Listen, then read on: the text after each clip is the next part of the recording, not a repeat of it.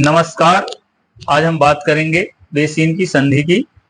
पेशवा और भोंसले की लड़ाई में पेशवा हार कर डर कर बेसिन भाग गए और लॉर्ड बेलीजली से सहायता मांगी। लॉर्ड बेलीजली ने जसवंतराव होलकर के साथ मध्यस्थता करके उन्हें वापस पेशवा को दे दिया और कुछ शर्तें पेशवा के साथ रखी। यही बेसिन की संधि कहलाई।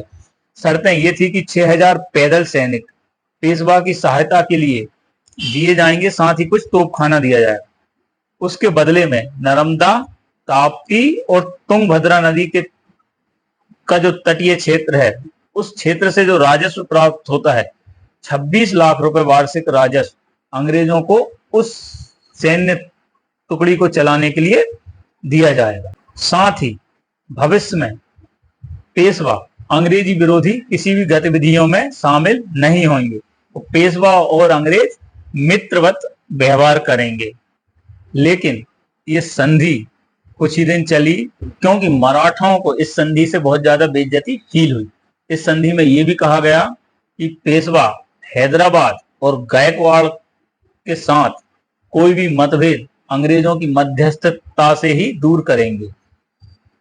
उस समय तो पेशवाओं ने ये स्वीकार कर लिया, लेकिन जब उनको अंदर ही अंदर बेइज्जती फील हुई तो पेशवाओं की आपसी बैठकें चोरी छिपे चालू हो गई और उसमें ये तय किया गया कि संधि को तोड़ा जाएगा और अब अंग्रेजों के खिलाफ लड़ा जाएगा।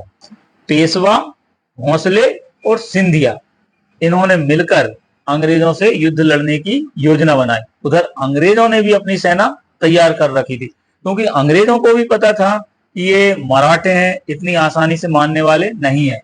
अंग्रेजी भी पूरी फुल तैयारी से थे, अपनी पूरी तैयारी में अंग्रेजी सेना थी।